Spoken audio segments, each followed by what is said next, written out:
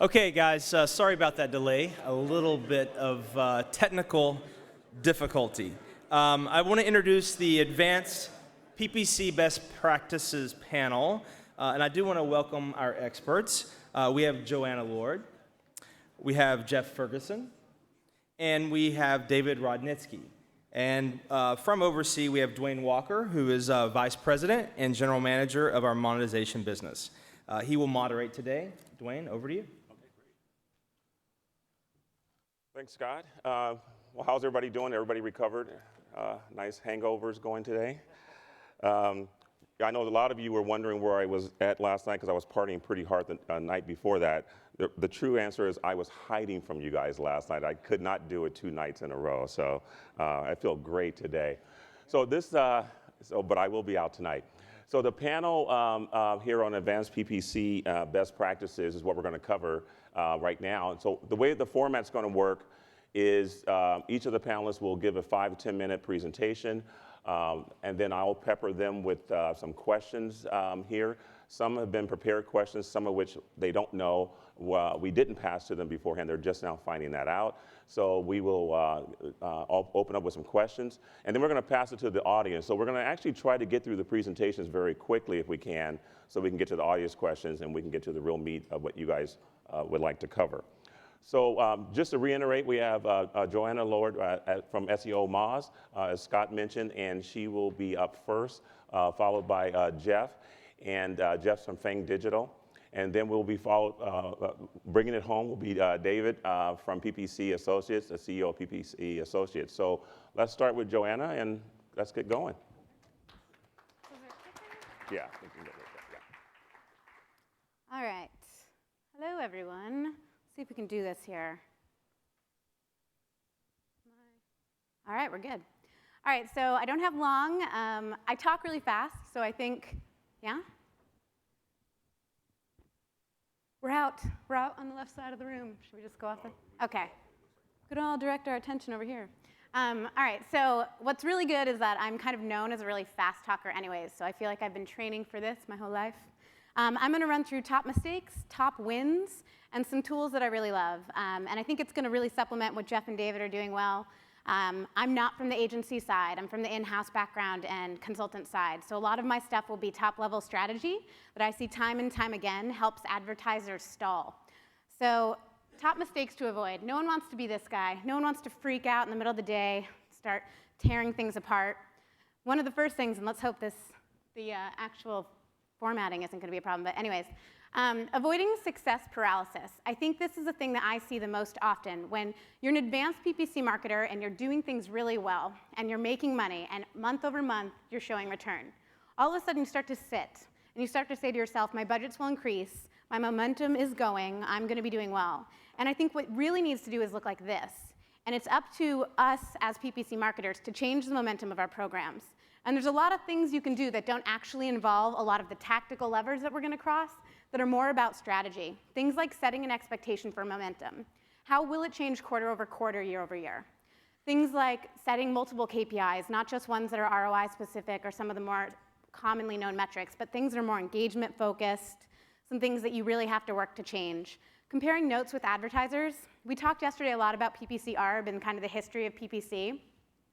I personally think that what's so beautiful about where we are now, while we can't be in the wild, wild west of making maybe as much cash as we did back then, people are more willing to share their secrets because it is a competitive landscape, so people need to be moving a lot of things, and if you aren't, you're not going to succeed. So people are willing to tell you their stories, hear where they are, share where they are. So transparency to other teams is key, letting them know where you stand, letting them know why you might be stalling. They need to know that these days, and constantly taking demos of new tools. I take more demos than anyone would ever want to. It's the most annoying part of my day. But I do it anyways because the things they're building into their platforms now are the things I need to be knowing, I need to be doing, I need to be testing. If they're building in a lot of things around kind of AI tools and testing and bid management, if they're building things around automated rules, I want to see what they're doing because I should probably be trying to think, how can I incorporate some of this and change the momentum of my bidding? So inability to wave the white flag, you see this a lot. You need to kill things in PPC, and people don't. When you start to get into a place where you're making a lot of money in PPC and you kind of have your tools in place and you have a team in place and you have a strategy in place, you kind of say to yourself, well, we can't focus on this right now, but let's just let it sit where it is and we'll focus over here. I'm not a big fan of that strategy. I think you leave a lot of money on the table. I'm about taking that money and reallocating it and focusing on my margins. So you have to be willing to kill things. Failure to innovate. I think you'll probably hear this reiterated, I'm assuming, a lot in the panel today. Things are moving really fast. For a year or two, about 3 years ago, I think a lot of what AdWords was focusing on was really making sure that we had the resources available to us, that we had a team available to us, that they were focusing on getting rid of a lot of the crap out there, coming down on people that were abusing the system. And I think in the last year or two, they're focusing on actually opening up options for us. Bid management options, platform options, things like remarketing, things like extensions, things like site links. This is just an example of what we're doing. We're doing what's right now called email extensions. We just got baited into it. It just got turned on by our rep, like because we had put our email somewhere a while ago saying we wanted to try it. You'll see on the far left, we don't even have the ability to manage this in my platform yet. And my PPC strategist was like, should we run with this? I was like, yeah, you throw money at this. We can capture emails in an ad. Like, well, we have no way to manage it. I don't care. My competitors don't have this running right now. Like, you have to be willing to be risky like that. You have to be willing to innovate quickly, knowing that you might lose a little bit on your margins, but you're ahead of the game. All right, let's talk about top wins. So we all want to be this guy. A lot of skipping, a lot of happiness. And I think there are things that you can do strategically to put yourself in a place where you're really pushing your limit daily and not just sitting on your successes. So number one thing is rethinking your time distribution. When I did PPC, and I did PPC all the time, and I wasn't in charge of 6 other acquisition channels, for me, it was all about, I manage all day PPC, and I would jump from things, and I'd be like, oh, this top tier campaign's doing really well, I'll spend 2 days on it, and now I'm gonna spend all of these, the rest of the week on LPO, and I think you really need to be more strategic about where you're putting your time. If you have 100% effort, 50% should go to management. Now, out of that 50%, 25% should be as is, so maintaining the status quo. 25% should be new ways of managing. How can you be more efficient? How can you automate things that you feel comfortable with? How can you make things more manual that can improve your margins? That's all on the management side. And on the other side of things is really this concept of research.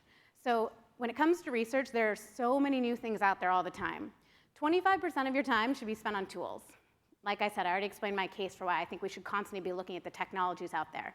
And 25 should be about strategy. And that's reading all of those blogs out there. Some of it's better than others. But constantly hearing from other people, what are they doing to really push their PPC campaigns to the next level? So really thinking about where you're putting your time. Empowered to lose money. I'm a huge fan. When I have PPC strategists underneath me, I tell them, lose money. Here's your testing budget. I don't need you to return this. This isn't going to count toward your final ROI at the end of the quarter. I need you to go test some really strange things. I need you to come back with data for me, statistically relevant data that is a well-formulated test, that is beautifully documented, because that's the best and worst thing about PPC, is we run tests, and sometimes you run them really kind of flimsy, and you're not really pulling much from them, and then you extract these not really accurate truths, and then you spread them across campaigns, and you start telling friends to use them, and it's very contextual. So you need to feel empowered to lose money. You need to let the people working around you feel empowered to lose money. It's part of the game. Connecting paid to inbound. This is the last part that I think is really important, and I'm seeing this as the last year really kind of expand, and I'm seeing this more and more. So we've all known that kind of paid and organic can be kind of siloed in some companies, especially the bigger the company, it seems. I think the more that you can share that data, the more you can share those resources, the better off we're all going to be. Inbound marketing is where we're at right now. I can tell you with SEO Moz, that's all we're talking about is inbound. This concept of content marketing, this concept of mention marketing, social marketing, link marketing. They have a lot of resources because it's a free medium, right? Paid search needs to know how to leverage that. So things like your keyword research, we're probably all doing that in here. Your landing pages, we're probably not doing that enough. Your analytics, your content marketing, what are they building to get free people that you can start driving traffic to, that you can carbon copy and no index so that you can use it only for PPC? These are all things that you need to be doing. So I think this will be a really big thing. People that start really winning at this are going to really win this year. All right, tools to try really fast. I believe in a triad of PPC tools. I believe there are 3 things you should do, and you'll notice they're not linear. I don't think it's a process. I don't think you research things, research tools like keyword research, and then set up things, and then manage them, and then expand it. I see it as a continual, constant thing. So for me, It's all about this. Researching, looking at things, competitive analysis, what keywords should I be buying, what are my competitors doing, where are some places that I can start with. Things like eye espionage are budgets and settings. You can get a good sense of what you're up against. Things like AdBeat, you can see where they're running, what content networks they're really playing in to decide if you want to go down that road or if you're ready. Then you move into this concept of managing. I only put up the ones I've used because I only believe in pitching tools I've used and loved. We use Acquisio right now. We've danced with Marin, and I really enjoy WordStream. You can't really sign up for a PPC tool, in my opinion, in-house that doesn't have some sort of Facebook editor, because you need to be playing in FB advertising right now. That PPC, that social advertising, is really hot. And then that concept of expansion. These tools are so fun because it's about saying to yourself, I've never really played in that country, I've never really played in that local, I've never really played with my typos, I've never really played with these sort of keyword list generators, and you can expand very quickly. A lot of the tools have helped you with this now. You shouldn't be doing it manually. There should be no more expansion in Excel with pivot tables. So you should really be using tools to help you do that faster and more efficiently. I'm sure we'll talk about a lot more tools, but these are some of my favorites. So I think I did it in the amount of time I had. That's all I have. I'll pass it on. Thanks, thanks, Joanna. So how about we're going to switch over here to Jeff. You want to go on and we'll see what you have to say. No applause. Check you guys out. Jesus. I came out here, I want to tell you a little bit of something about myself as soon as they put the slide up, so it makes a little bit more sense. It is my birthday, so thank you. Thank you. My big celebration was going to be the thing at the Auto Museum tonight, but turns out my oldest has got a dental appointment, screwed everything up. So anyway, my name is Jeff Ferguson. I'm CEO and lead consultant of Fang Digital Marketing. I want to talk to you a little bit about some cool stuff. But before I do that, I want to tell you a little bit more about myself than the fact that it's my birthday. What I want to talk about is the idea of widening your gaze, right? So it's really easy in PPC and everything is to have a really narrow gaze of things because it's just the way it works, right? You don't want to take any risk. You don't want to get hurt. You don't want to blow money. Just like she was talking about, these kind of things happen, but you have to, right? So here's something about me. Believe it or not, my mother was a rocket scientist and my father was a kung fu instructor. Not kidding, right? So by all accounts, I should have been like an international spy or something crazy like that. But I went into marketing, and they're still proud. It's all right. But one of the things I love is because my mom was in this kind of stuff, I used to keep tabs of like the space shuttle and all the rockets and all kinds of stuff, and I was that kid. And one of the things I've loved is the Hubble telescope, which is what that is, right? And here's something cool about the Hubble telescope, which actually just celebrated its 20th anniversary.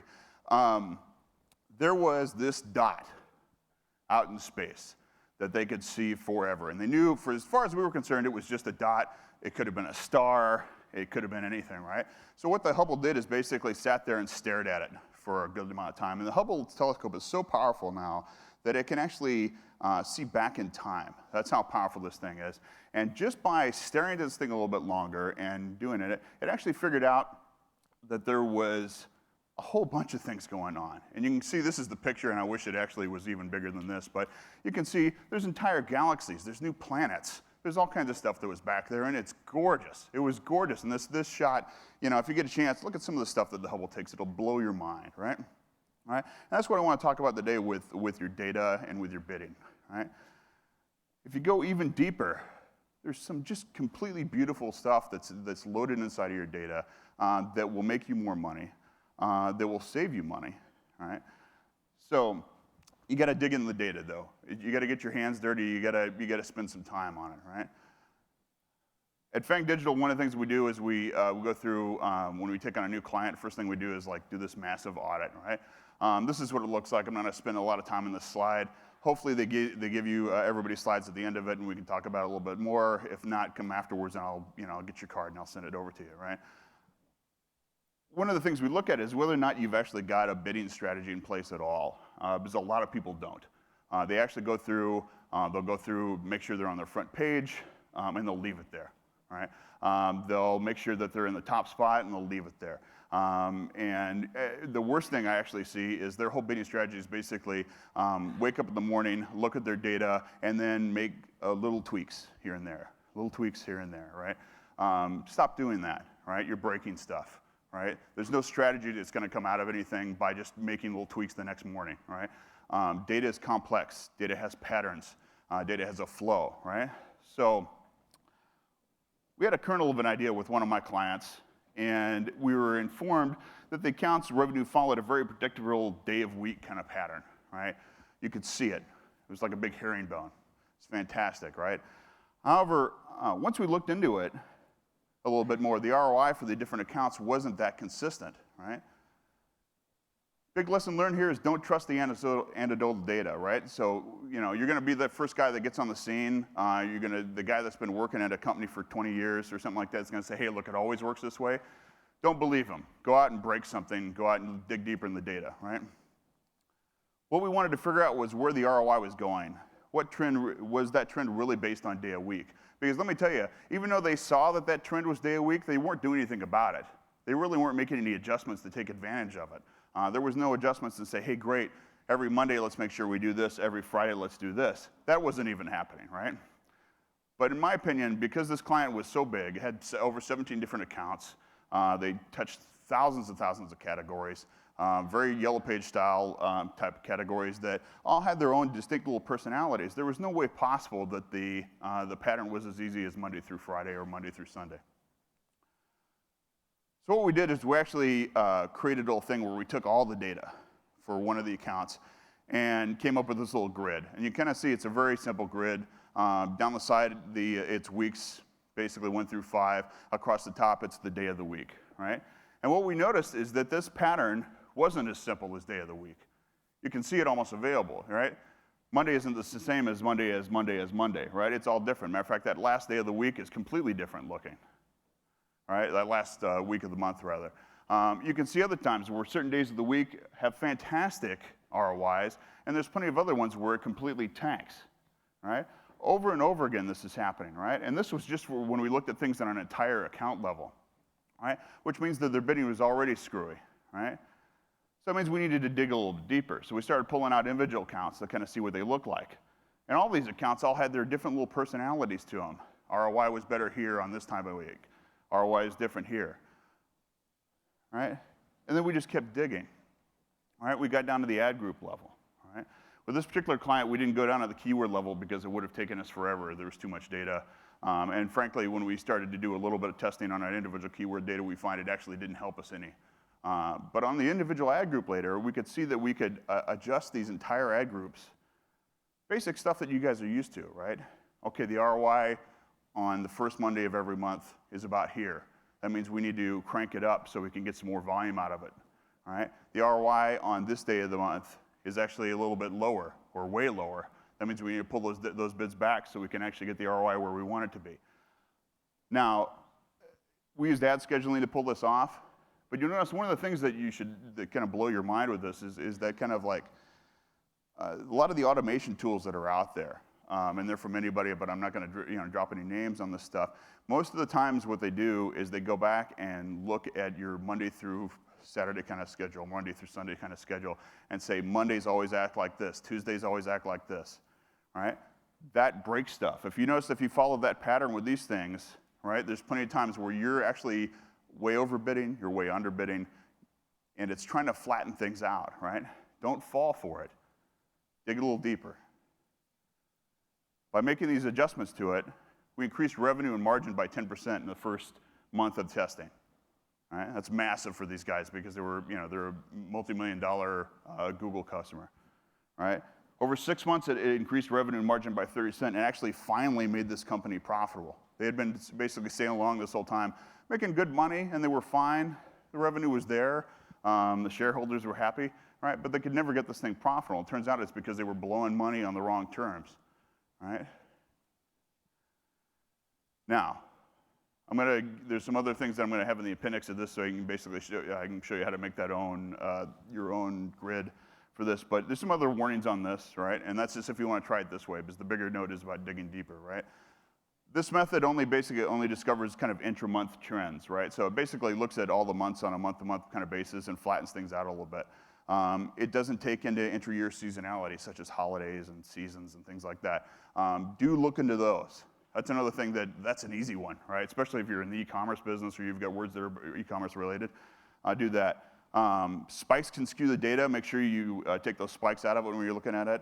And compare those daily averages across the month with every month in a year to ensure that this is really a trend versus just regular averaging, right? So it means once you map that out a little bit, make sure there's not a weird month in it.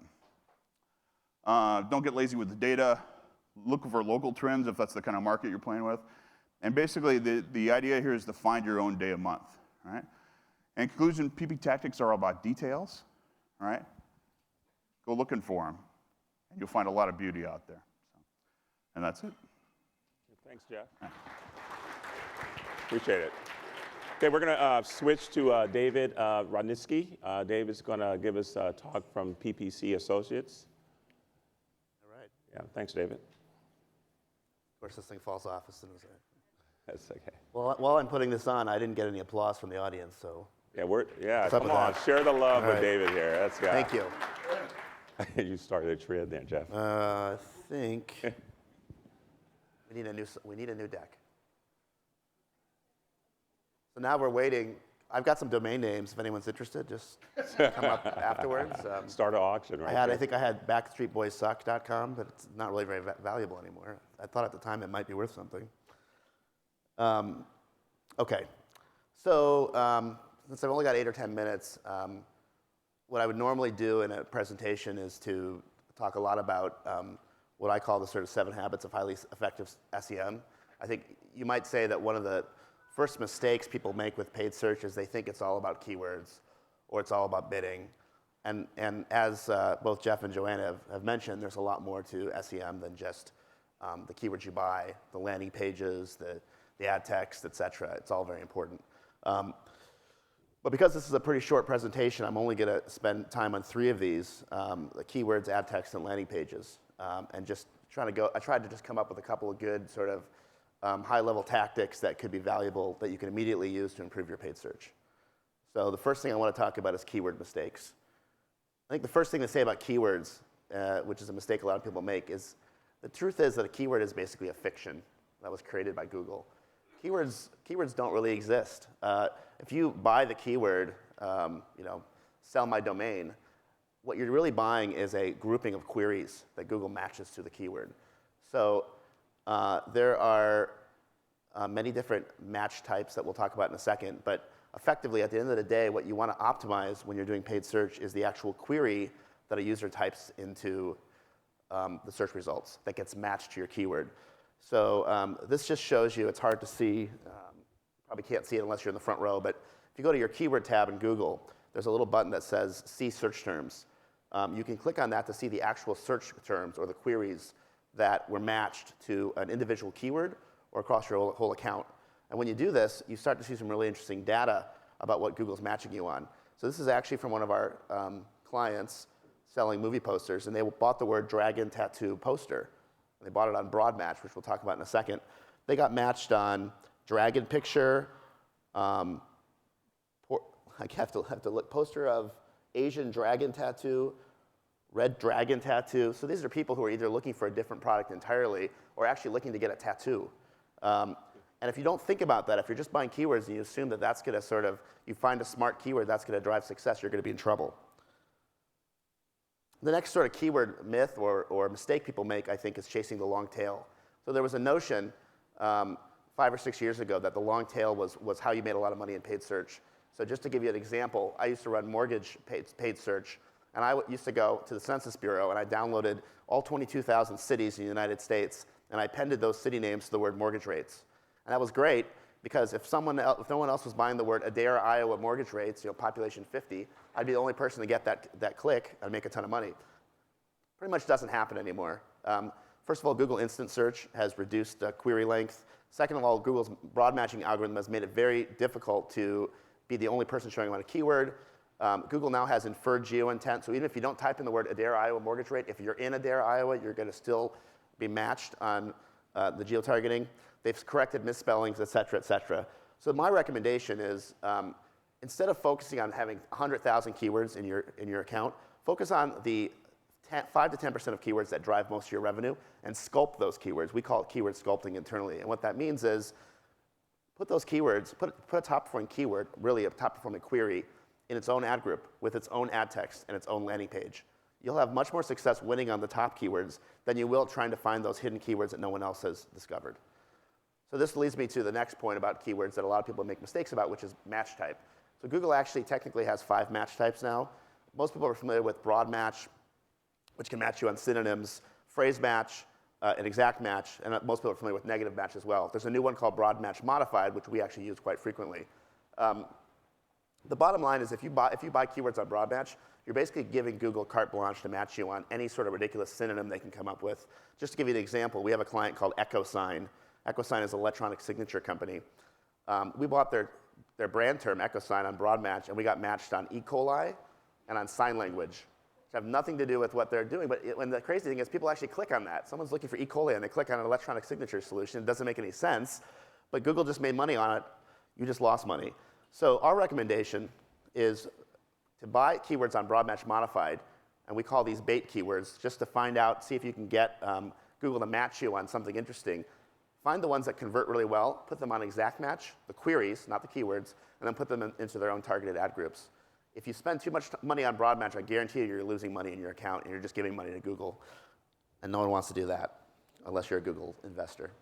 So let's move on to the second of 3 things I'm going to talk about, ad text mistakes.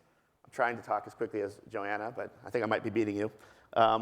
So the first mistake you make with ad text is optimizing the click-through rate only. Google emphasizes a lot the notion that the higher your click-through rate, the lower you pay on a cost-per-click basis. And that's because effectively Google is actually not a cost-per-click advertising mechanism. It's a cost-per-thousand or CPM advertising mechanism. They make their money by maximizing the earnings per 1,000 impressions. So the higher your click-through rate, the more Google's going to reward you by showing up at the top, and the less you're going to pay, which is great.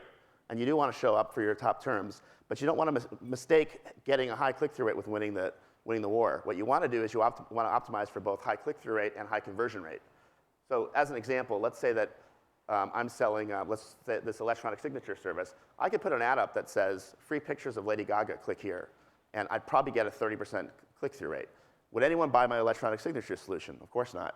So the secret is to find ad text that not only has a high click-through rate, but also has a high conversion rate. We call this internally the score. If you multiply your click-through rate times your conversion rate, and then you use that ad to optimize which ad you should show, you'll find that you're not only getting a lower cost per click, you're also getting a higher conversion rate, and that's a win for you and a win for your keyword in the auction.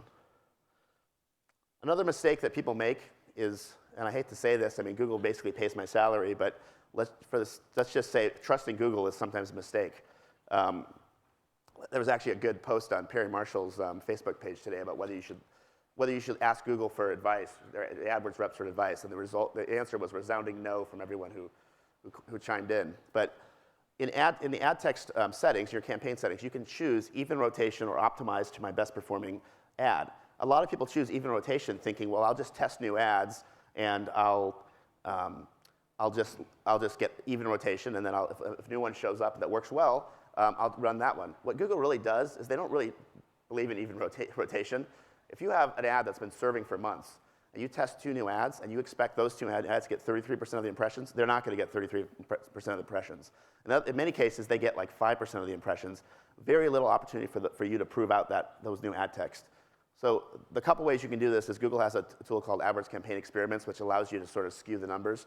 The other recommendation I have is if you want to test new ad text, put 2 or 3 versions of the exact same ad text up against your winning ad text, and that gives you sort of a more even rotation because it weights it in favor of the new ad text. The last ad text tip that I think is really important is to avoid ad text that's too broad. So the example of sort of saying get free pictures of Britney Spears is an example of something that'd be too broad. But we often find that sometimes if you have a product that's very specific to a specific audience, or especially if you have a product that could be a double entendre, let's say it could work for both consumers and for businesses, you really need to clarify in the ad text who you're selling to. So here's an example on the left. I typed in internet security software. obviously, Norton Antivirus is a version of internet security software. There's also this notion of SIM, which is $1 million software for big companies. And this advertiser did a smart thing of saying corporate security very clearly in the ad text. Okay. On the right, you see SEM agency, and you have Web Metro, which has very clearly in the second ad text saying enterprise level SEM, which means don't contact us unless you're going to pay us $5,000 a month. That's another good example of actually having ad text that's specific and winning the war instead of too broad and getting too many clicks. I'm almost out of time, and because Tim Ash is up next with landing pages, I probably don't even need to go into this too much because Tim's going to totally school me on how to do this stuff. But ad text mistake, landing page mistake number 1, using too much text. So actually, these are actually 2 landing pages that I found in the mortgage space. The one on the left is a bank. The one on the right is a lead gen company. The one on the right, I mean, you could put your face straight up to this landing page. You still wouldn't be able to read what it's about. Landing pages in paid search are all about succinctness and telling people exactly what you want them to do as quickly as possible. Too much text will kill you every time. The next thing people make a mistake about, and this is kind of classic marketing 101, is focusing on features and not on benefits. You always need to have benefit statements in your ads. So the ad on the bottom here says save money, keep the commission, easy step-by-step process. These are benefits to the consumer that convince them to try your service. The one on the top just says fill out this form. It doesn't tell me why I should bother. The last one, and this is really a terrible example, I literally found this one yesterday or last week, is creating anxiety or distraction. This is a chart from Wider Funnel, which is the landing page optimization company. So this is a real estate company in San Francisco, and if you see in the middle, it says page not found. This is their landing page. It's a 404 error. Any reason that a consumer has to leave your page, they will, especially if there's things like anxiety, like, gosh, I don't even know if this company is still in business. Distraction is another problem, which is if you see at the top, they have their top navigation, which sends you to their get a job, find out about our sort of non-discrimination policy, whatever. All that stuff is taking them away from the point that you're trying to achieve, which is to get them to fill out your form. And that's all I have. I think that was 8 to 10 minutes. Thank you very much. Yeah, thanks. All right. Okay. Well, thanks everyone. In this space right now, multi-channel advertising is a big deal right now across, search, display networks, social, email. How much are you doing this multi-channel versus just relying on the search world only as we know it? Anyone wants to jump in on that one? It really depends on the client, which is unfortunate. It's one of the things where we've actually tried our best to at least let them know that we can bring everything to the table on the front and say, there's many opportunities here, but there's so many of them that will come right at you and go, said, hey, look, we just want to do search, or we just need SEO optimization. We do this, and oddly enough, it's kind of like some of the older school companies that are actually like branded or whatever. We've got a food company that actually just launched today, and we're everywhere. We did display, we did Facebook, we did paid search. They're still doing print. I mean, it was fantastic, and it was a really fun campaign to do, and they're probably going to do fantastic because they've got a really broad reach with it.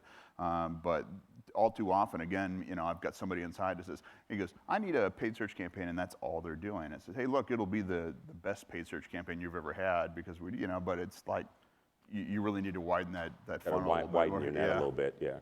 How about you, Joanna? I was just going to say, I think the concept of the marketing halo, in traditional marketing sense, has kind of been lost a little bit on new marketers, which is strange because people are preaching holistic marketing, and I think we're finally at a point where people kind of understand what it means, and the best people out there are preaching it. And I think the concept for us, internally at SEO Moz, is I try very hard to make sure that my PPC campaigns are brilliant, and my affiliate marketing is solid, and my retargeting campaigns are good. But the truth is, it's 1 out of our 5 free trialers come through my paid mediums, and my 4 out of 5 come through free mediums. So I need to make sure that I'm giving my time to as many as I can. And I think that the more the concept is the beautiful things about PPC are that it's immediate and you can move a lot of levers, and you should use that to its advantage every time. So if you need to test things quickly, if you have a promotional, if you have a time-sensitive promo, a seasonal-sensitive promo, PPC is a brilliant channel for that. So I think looking at So how much of this, though, is the customer simply isn't educated as to what the opportunities are, say, on Facebook or email-based marketing? I mean, how much of it is an education thing? When they say, hey, I just want search campaigns, is that a... Oh, it's absolutely an education thing. I mean, right. And what's funny about it is to see who in that organization is lacking that education. Sometimes it'll be the head of marketing for somebody that somebody that should just know better. It's like I won't say her name, but when I was running interactive marketing for Napster, it was pretty funny that we actually were running multi-channel because we were doing search and display and a bunch of the stuff on the interactive front. But on top of it, we were still doing paid search and TV and everything. And they went through and did that classic blunder, which is they looked at everything and basically said, hey, look, we can't track television and print the way that we can with interactive, so we're going to cut that off. And so they just killed it off completely. And I said, you probably don't want to do that. You don't realize how much of your funnel is coming from that source. And they go, but it doesn't matter, and we can't tell if it's making any money, and the ROI looks horrible. So they did that, and all of a sudden, all of my stuff at the bottom of it that was actually enjoying some of that extra funnel,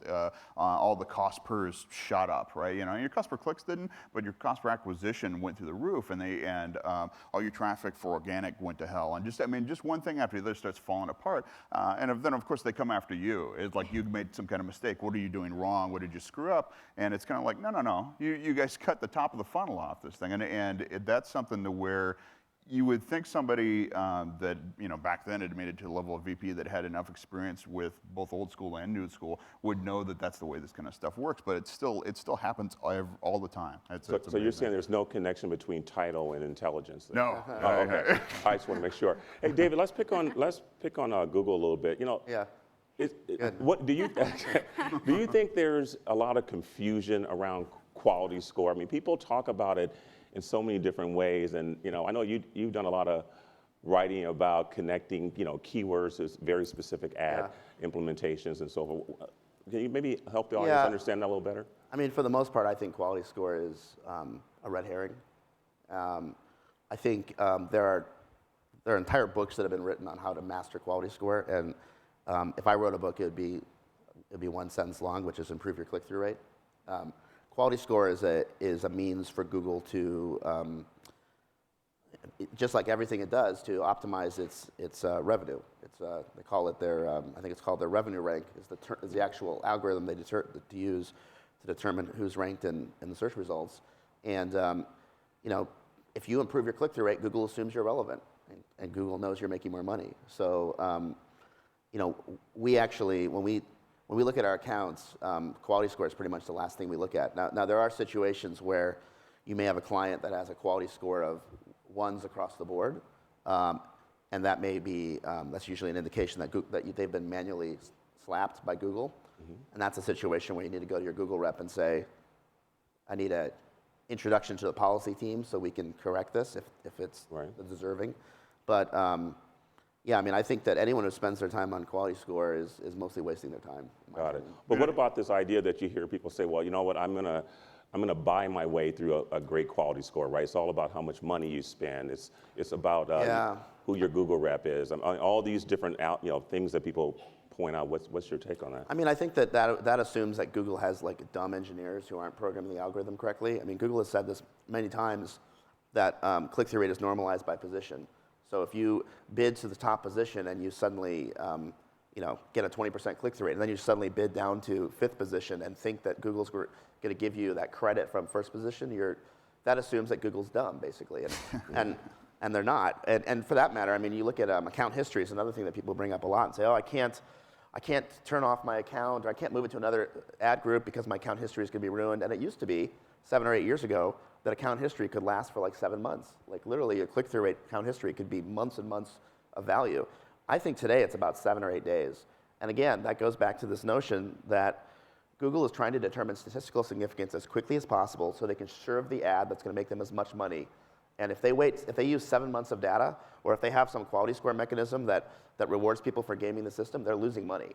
So, you can be very angry at the Google algorithm team for many reasons, whether it's Panda or the Google plus your world and all that stuff. But when it comes to Google making money, they are spot on, and they don't let people game the system, in my opinion. Absolutely. What I think it is people are inherently lazy, and I mean, and I am too, and everybody is, and they love a good, easy metric to chase, right? You know, so it's like, so you know, with all the many metrics you can find in AdWords to look at and dig through all the time, they give you this like this halo of quality score, and so you could chase after it. And it's there's actually a great graphic that went viral over the last couple of weeks on Facebook where it's a mind game where they show the numbers 1 through 13, and then underneath it says repost this when you find the mistake, right? So many people end up focusing on these numbers at the top of it, not realizing that the word mistake is misspelled, right? And it's the same thing goes with this, is that you're chasing after one thing because it's the one thing that's in front of you. Meanwhile, there's plenty of other stuff that you need to be optimizing underneath and make it happen. That's a good point. So Joanna, let me ask you a question. You know, speaking of chasing things, you know, the latest chase coming out of Google is about Google Plus and its potential impact on search results, you know, how important it is, you know, relative to the whole Google ecosystem going forward. I've heard even rumors that the compensation model for all the Google employees is heavily tied now to Google Plus. So can you talk to what you think the impact of Google Plus is on the PPC and beyond? Yeah, I mean, so at SEO Moz, clearly all of our forums and a lot of our content is focused on the organic side. So we've been talking about Google Plus way too much internally. I mean, it's just like on our minds. But we do have it running on our PPC ads, and I mean, just like anything else, when you can add a trust signal in the ad, it has a beautiful effect. We've seen it work better for our branded terms, and when we're trying to do some competitive bidding than when maybe some of our, you know, even head terms, definitely on our long search, on the long tail side. But yeah, it improves your click-through rate, which is, I think all of us can agree, the KPI you care about. And the other piece about it that I think is really interesting is users they're learning at a slower pace than things are moving, and so when they see kind of a Google Plus on a PPC ad, and then they go to maybe like you drop them into your funnel and they get to your billing page and maybe you have like Facepile running or something, they don't really understand the total difference here between seeing like profile avatars and trust signals around things. So to them, it's all just this really big fat trust signal. So I think we're seeing, we're testing internally, but we are anticipating that not only is Google Plus in our PPC ads helping us obviously with our click-through rates, but we're seeing this kind of continued trust in us because they're seeing faces and trust signals throughout the funnel. So yeah, I mean, I think it's going to be really big. I think clearly we could talk an entire panel about whether or not their strategy around pushing Google Plus on our faces was correct, but it's money, it's about adoption, and it's only going to get more intense. So I think. So your position is it can't be avoided. You really do have to adopt it. It absolutely can't be. Absolutely. Yeah, I mean, they're shooting for adoption at this point. It's before any sort of, I mean, as lawsuits kind of jump up, and I think that's the whole point. If they get a certain amount of market share, then they can say, well, it's already integrated, so it's already in like placed in there. That's my thought. Yeah, go ahead, David. I have a high-level sort of approach to Google Plus, and that is that you can no longer run a business with internet advertising that has bad customer experience for the product or the service. So if you think about what's happening on the internet advertising, shopping.com, amazon.com, eBay all have seller rankings, and they will literally stop you from advertising if you have a bad customer experience. Google has quality score up until now, which has been a manual review basically. So if they manually review your site and they think you're providing a bad experience, they will cut you out of AdWords. Google Plus takes the sort of crowdsourced customer experience rankings of sort of thousands of people down to a personalization level and a social proof level. Really? So if you start to piss off consumers, you'll be in a place someday, potentially on AdWords, where 9 out of 10 advertisers have lots of Google Plus icons of people's friends, and you have none. It's pretty clear that in that situation, you're not going to get any clicks. If you don't get any clicks, you're going to have to pay more and more per click. Eventually, you're going to get kicked out of the auction altogether. So my perspective, what I tell and this goes to sort of having to look beyond just even the landing page. If you are an internet marketer in a company and your company is not providing good customer service, they have to fix that soon, or else you'll be out of a job. Not to mention that the company will just go out of business. I will add one thing. I mean, I speak a ton lately on retargeting and remarketing, and we've seen what Google AdWords has done with remarketing recently, and to assume that they are not going to push that insanely heavily in the next year to 2 years, given what's happened with how people consume and search, right? It's all very content focused, right? So we've already started to see it on remarketing ads, Google Plus integrated. I I mean, this is the future, like it's already started. So you kind of, like you said, might as well start building that audience because you're gonna be against not just search queries like or PPC ads with Google Plus if you don't have it, but when you're running on the content network, every ad showing up is gonna have Google Plus in there. So. And one other point too, which goes back to your first question Right. on multi-channel marketing. Yeah. Google's latest Q4 earnings, they said the annualized run rate of their display advertising revenue was 12% of their overall revenue, which is the first time that you've ever seen anything other than search. To see the breakouts starting to occur. Well, it's starting to see an actual channel other than search drive the revenue, exactly. and so retargeting is a huge part of that. So, to your point, Google Plus is going to integrate that as well. It's not just about paid search; it's about paid display and everything else you're doing. It'll be integrated across the multi-channels, certainly within Google and potentially outside of Google, even in terms of the impact. Well, what I thought we would do, because I know we have limited time, if you have questions, if you line up at the mic, we'll continue with questions, but if you have questions, let me know, and then we'll interrupt the process and we'll make it more interactive. So why don't you go ahead with the question? When you talk about, I'm very interested in the Google Plus discussion. When you talk about integrating Google Plus for your individual clients, are you actually creating a sort of client profile, or if the client happens to be, Travelocity or Allstate Insurance or whoever it is, are you having them actually create a Google Plus and then have that be liked, or are you just talking about generally Google Plus users plus wanting it or whatever, and then it just happening organically? Are you encouraging those individual sites to create a Google Plus company account for that property and then grow it that way? I'll just answer quickly, and maybe you guys. Jeff will want to chime in as his clients. I think you have to ask them to create a company page. Absolutely. I don't think anyone plus one's an ad. I think you have that option, but does anyone really going to want to plus? Oh, I really like the ad text. Except I for plus people one my own people who ads, work so. for the Your own company. ads, right. So the people in the business. It's awkward at this point. A Google Plus company page is the same thing as your Facebook fan page, basically. Yeah. I think that the challenge as an agency is our expertise is in driving quality converting traffic to a client. My expertise is not creating a good community experience for the client. So if you're going to create a Google Plus page as a company, and the same is true for a Facebook fan page, you have to have someone in the company who's actually going to man that and actually create engagement. You can't just put a page up and expect people to come and starting discussion about your company by themselves. So just like with Facebook, you need to invest in building the community and actually creating a community that's more than just you releasing your press releases to your fans. I'll add on to that and say that totally agree. In fact, we have a really solid community team at SEO Moz run by Jen Lopez, who's just brilliant, and manages to never sleep. And we now brainstorm weekly on how I can leverage what she's doing and she can leverage what I'm doing. And I'm actually spending money. I'm running retargeting banners that are getting people to plus us and like our groups and all of these things because we understand the size and the momentum increase in those sort of crowd experiences is only going to help me fill the funnel, keep the funnel running smoothly. So absolutely, we're putting more time and more money into those sorts of efforts. So yeah, and it's just it's just going to be something you have to do. I am.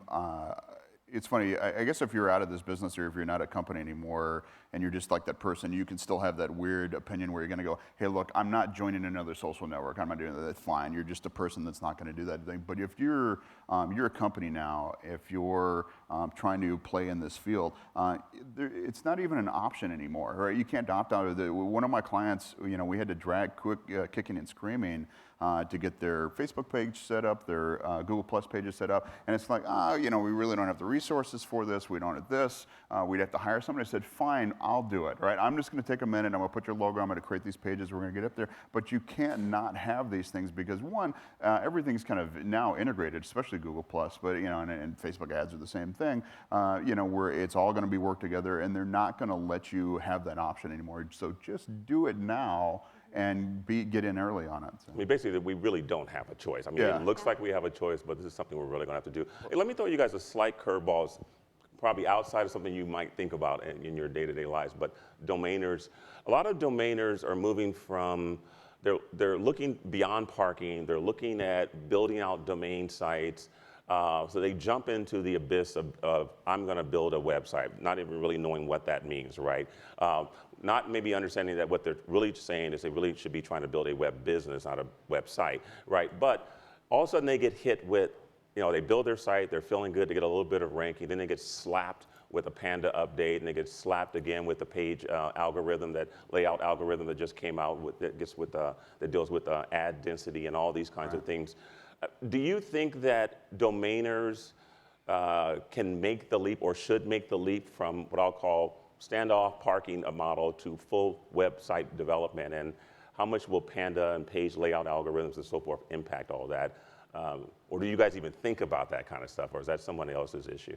No, I mean, it definitely crosses my mind, and I it's something where I definitely think they should make that leap. I mean, I don't, I hate, and I want to be gentle with this as much as I can, but it's like, I hate to break it to you, but I think the lowest rungs are going to go away, right? So the idea of dealing in the crap content business just isn't going to make you the money it used to anymore, right? And I know that's terrifying, and I know it just means there's a lot more work to it, but it's for the better for everybody if you think about it, right? But sure.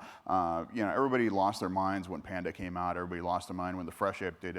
Everybody lost their minds with this, like it was some kind of grand conspiracy on Google's part to kill your business model, right? But if you were in a business that got nailed by Panda or the Fresh Update or the one that nails you for having too many ads on your page, then you need to take a hard look in the mirror and realize that what you were doing was making crap content that should have got nailed. Now, are these algorithms changed perfect where they didn't grab a couple of people that are actually true to business? Sure, it's bound to happen. There are still people programming these algorithms back at Google, but for the most part, they did their job and actually cleaned up a lot of things on various levels. And same thing goes with a lot of stuff on the paid search side. I mean, we wrestle with things with a lot of the changes that come out and the new additions and things like that. And we may grumble about it because we have to keep learning about this stuff, or we've got to change the way we do things. But when you look at it, it's ultimately for the best. The product is getting better over time, and ultimately what they're delivering is there. So it's like you can take this kind of idea that Google's out to get you, or that they're really trying to help out the big brands, or they're trying to do kind of stuff, or you can just buckle down and actually do your job and actually make the best content possible, make the best site possible, make the best ads possible, and just realize that the kind of lazy thinking that may have made you millions on accident before is going away. Yeah. And so certainly multi-channel advertising that we're talking about, when you move from the world of being just a domainer to full web businesses, then suddenly you start thinking about multi-channel advertising, SEO, SEM. You start thinking about all these different aspects, but the complexity goes up pretty significantly for the domainer. Think they have two things going for them. One, you've never had the level of transparency you have now. So we know that Matt Cutts and his team weekly, I'm pretty sure, not monthly, but I'm pretty sure it's weekly, they release every tweak they've made to the algo. So what? Like, are you kidding? 6 months ago, or even before Panda, I would have loved if that happened, right?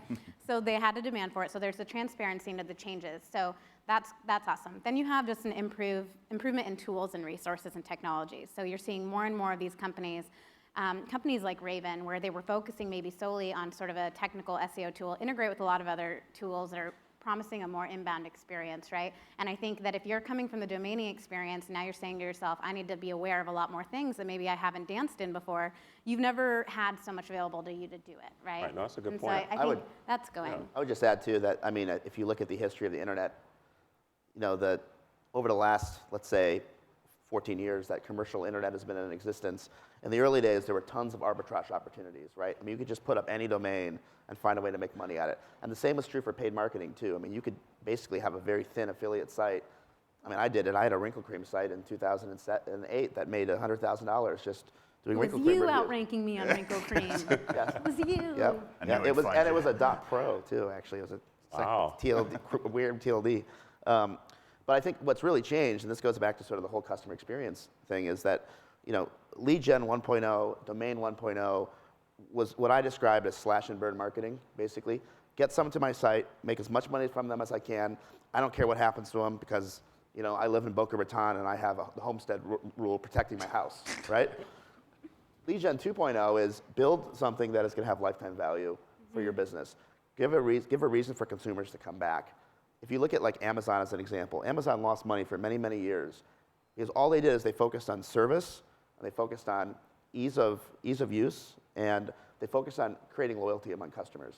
So you look at all the other retailers out there, and I worked for a retailer that we had sites like rowingmachines.com, ellipticaltrainersdirect.com. We were just doing drop shipping.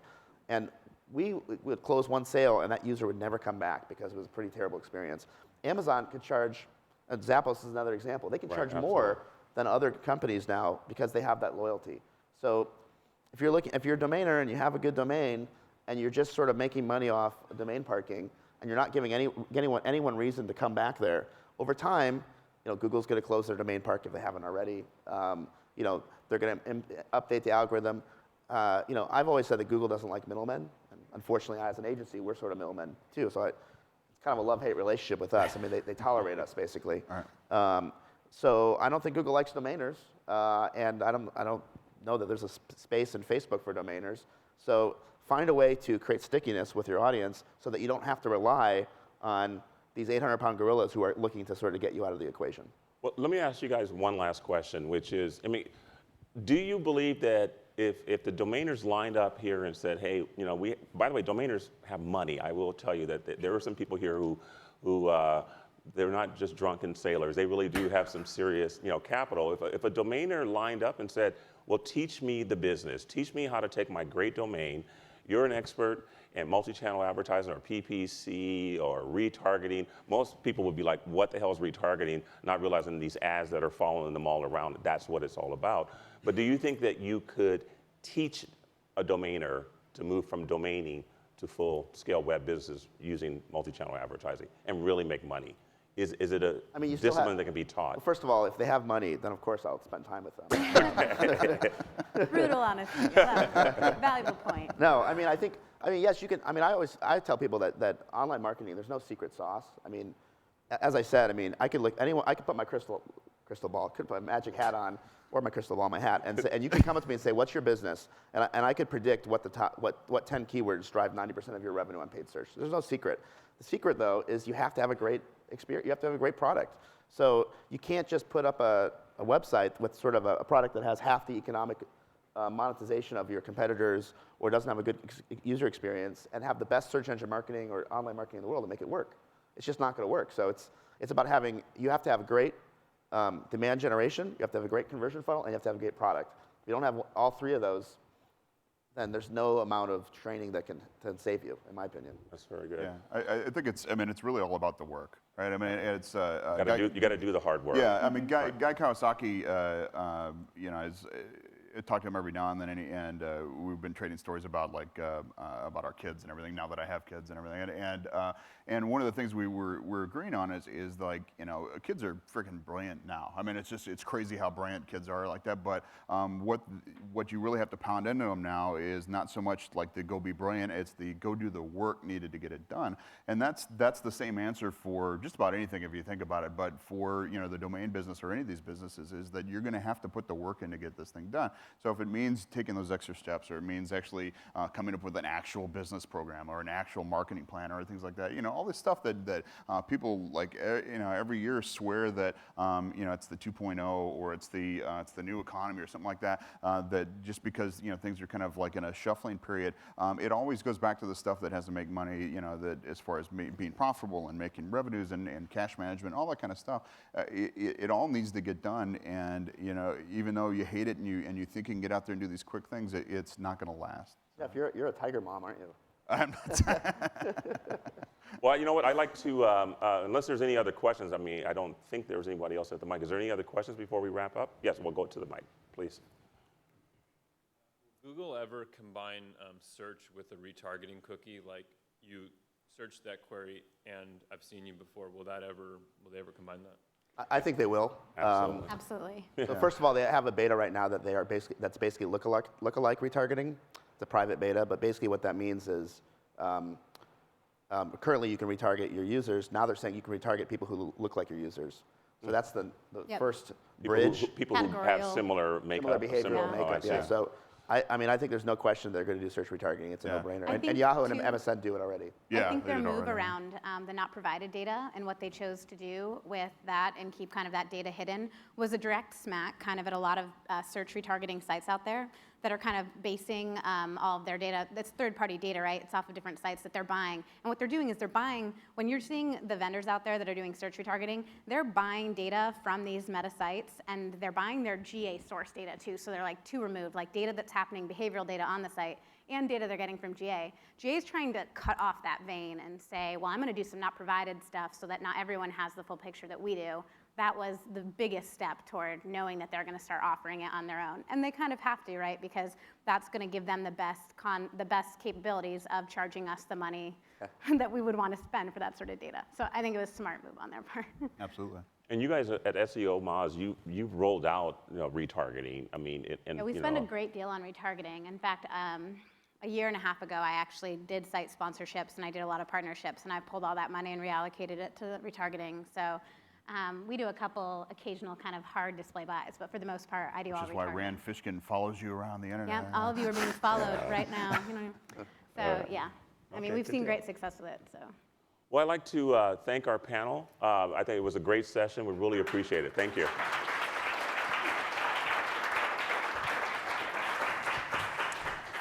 Again, Jeff, happy birthday. Happy It's awesome. Hope birthday, you have Jeff. have a great day.